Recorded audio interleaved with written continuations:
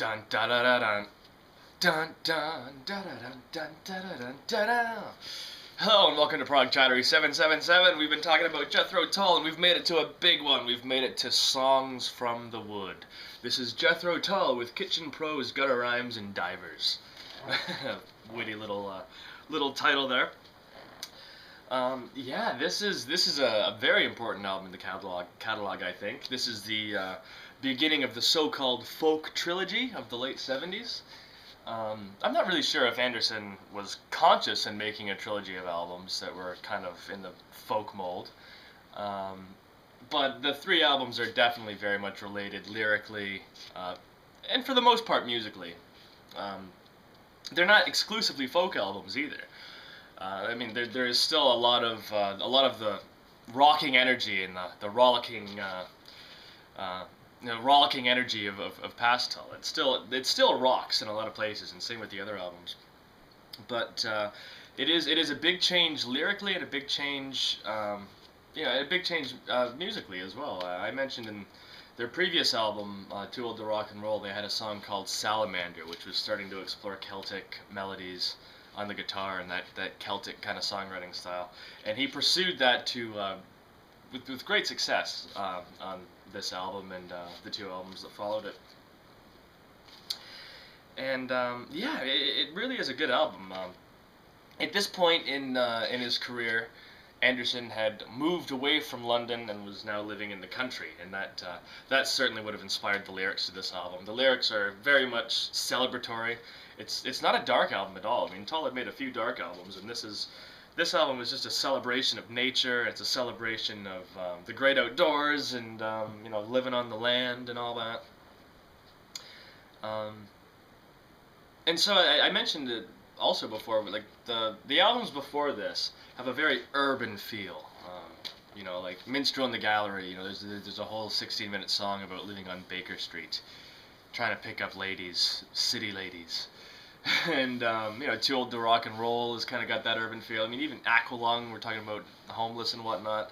So even though Tull was always a folky kind of a band, I mean, they were a city band up until this point, and this is a big change. And this, the moment that Anderson moved out into the country and his outlook changed, this is a turning point for the rest of the career. I think, all of the Tull albums that came out after the trilogy, I think, are more informed by Songs from the Wood, Heavy Horses, and Stormwatch than they are from the other stuff, I think. So I mean, it is a significant turning point. It's also, Anderson had finally gotten, pretty set on, okay, I'm just going to make really, really good rock albums now.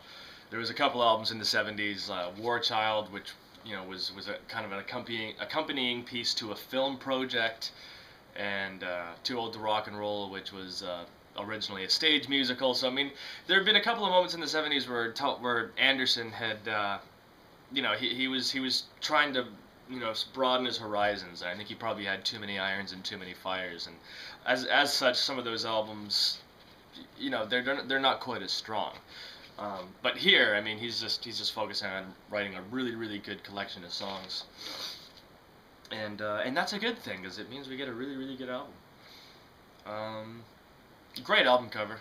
Again, this starts on Aqualung, and then it carries on from Too Old to Rock and Roll. But I mean, it became a great habit to put a likeness of Anderson on almost every album cover, which he says he doesn't really like that much. But again, it's good for marketing, right? He's such a distinctive character. And the flip side of the record too, we get the turntable on a tree stump. I love that. That's very witty. Songs from the Wood. See what they did there. But yeah, without any more ado, let's start talking about the music, shall we? Notable, again, this is the second album. Sorry, I always do this. I'll say we talk about the songs and I talk about other stuff. Obviously, this is the second album with John Glasscock. He was the bass player on Too Old to Rock and Roll, and he carried on through this. It's also the first album that finally features David Palmer as a full-time member. He was the orchestral arranger for almost 10 years up to this point. He goes right back to This Was, and finally he got band status on this record. So that's notable. Anyway, songs. I'm going to talk about them for real now. Side 1 opens with Songs from the Wood, the title track. One of my favorite Jethro Tull songs. It's absolutely fantastic. We open with the a cappella vocals, and I'm not sure if that's the whole band singing that did get those harmonies right, because it is a very complex harmony that they're all singing. It might all be Anderson just getting all that right. But his voice is in fine form. His voice is just soaring. It's fantastic. And as you know, right away we noticed the difference. I mean, the celebratory nature of the song. Like some of the lyrics. Let me bring you all things refined, galliards and lute songs served in chilling ale. Greetings, well met fellow, hail! I am the wind to fill your sail. I am the cross to take your nail. I mean, he's always been a great lyricist, but I mean, again, it's celebration is the word that always comes to mind when I think of this. So we get these great lyrics, wonderful a cappella vocal stylings, and slowly the piece winds its way up, and it turns into quite a rocker. You get to that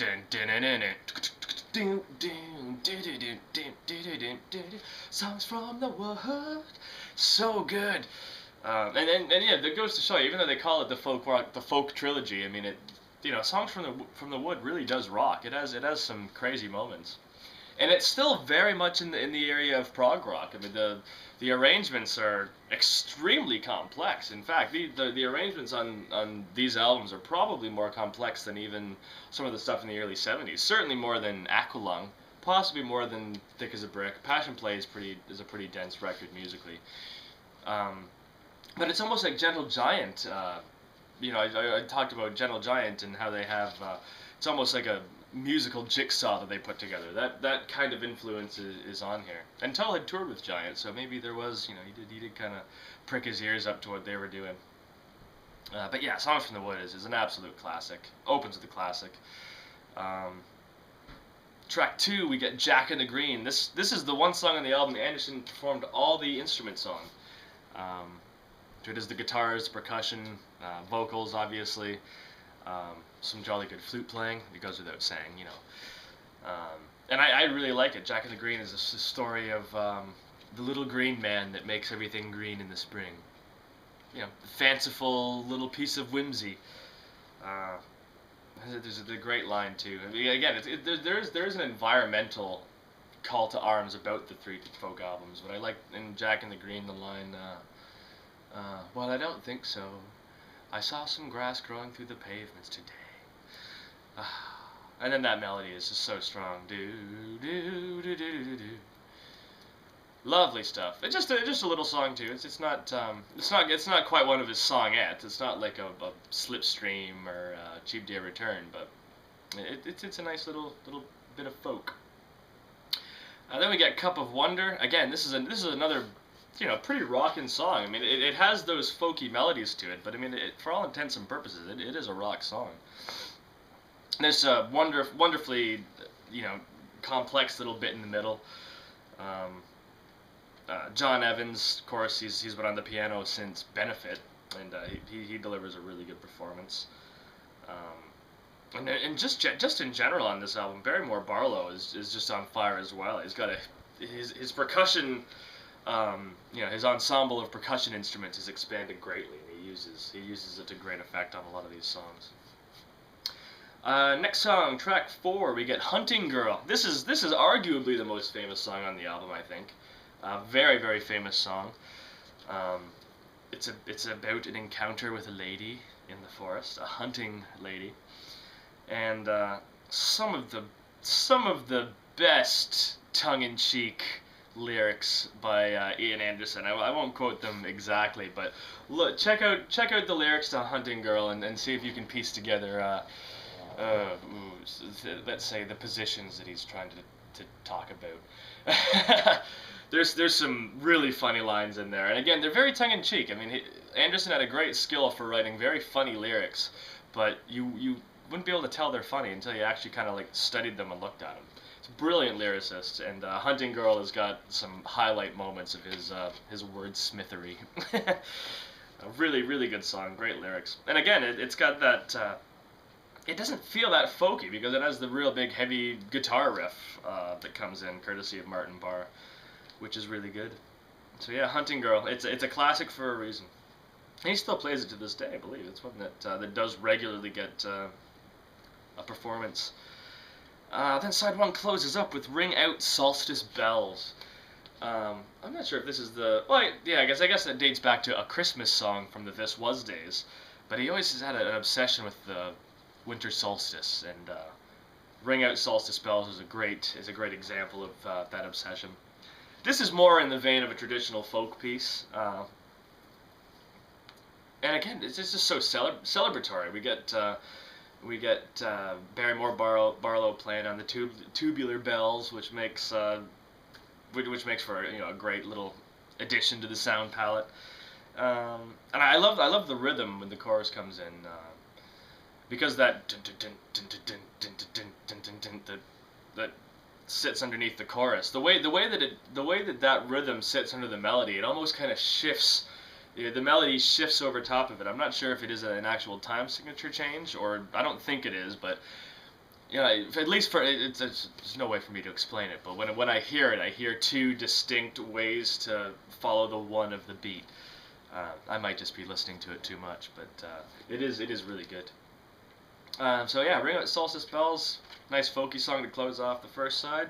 We get to side two, which opens with Velvet Green, which is another one of my favorite ever Jethro Tull songs. I love Velvet Green.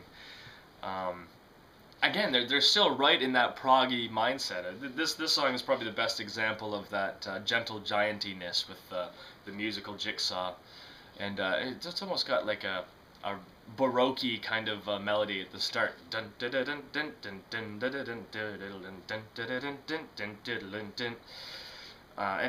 it's fantastic, and I love the lyrics too. It's about taking a lady out at night on velvet green, out on the lovely vast expanse of lovely green grass, and being sneaky about it. There's some great lyrics in there. I love tell your mother that you walked all night on velvet green. There's so many great embellishments. I mean, it's so well arranged, and like I said, you get that musical jigsaw.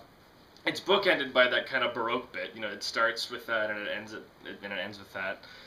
And then in the middle we get a really nice slice of absolutely classic Ian Anderson acoustic guitar song. It's so good. And then there's a quite a complex middle bit.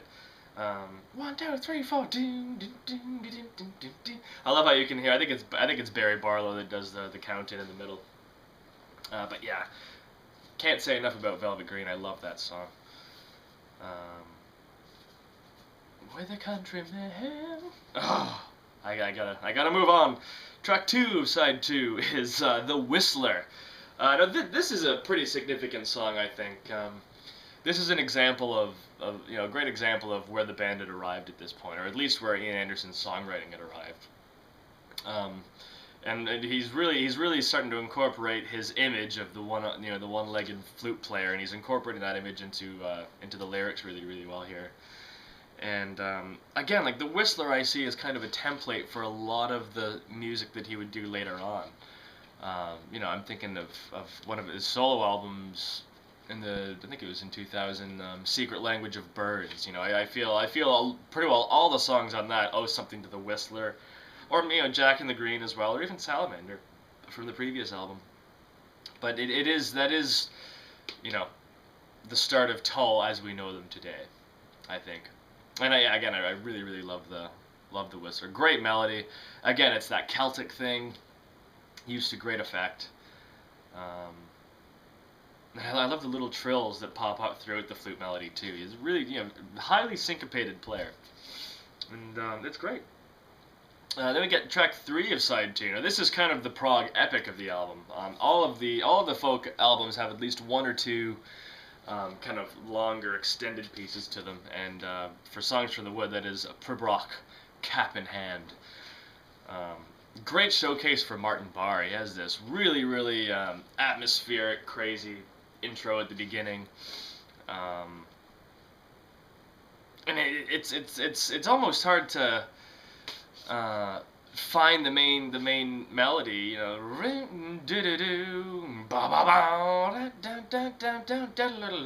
It's hard to find where one starts in that count. It is a quite a deceptively complex little bit. And those big guitar shots, I mean, they could be similar to like the middle section of Minstrel in the Gallery. Not quite as heavy as that, not quite as complex as that, but I mean, it might be as complex. I mean, there is a lot of tricky arrangements. And then the verses are quite slow and melancholy. It's the one part of the album that I think is a little less celebratory, a little bit more, you know, dark. Which is good, you know, you need that to balance the album out. It's also got a wonderful middle section. Again, we're seeing the Celtic influence. I mean, and then like I said, that's you know, these days that's a 100% Ian Anderson trademark. That's his thing. And yeah, I love the middle section in that. Pibroch, Cap in Hand is a fantastic track on the album. And then the album closes with Fire at Midnight. One of those you know, signature, you know, short, sweet little love songs. You know, I guess it's kind of in the vein of a Wondering Aloud, bit longer, more arranged than Wondering Aloud. We get the whole band on it. But it's just so lovely. You know, the lyrically, it's just talking about putting the feet up after a long, hard day's work, and prepare a little fire at midnight as the lady puts on her nightgown. It's just so sweet. It's one of Anderson's got a great knack for writing those really sweet, soft-stated love songs, and Fire at Midnight is no exception. So I mean, you know, I just talked about all the tracks. Basically, I've raved about all of them, and you know, I continue to, I will continue to say that this is a brilliant album, and like many of the albums, I'm gonna say this is one of my favorite ones, and it really is, because like I said, it's consistently good from front to back. Very similar to Minstrel in the Gallery or Thick as a Brick, but it's nothing like that. Like I said, this is the start.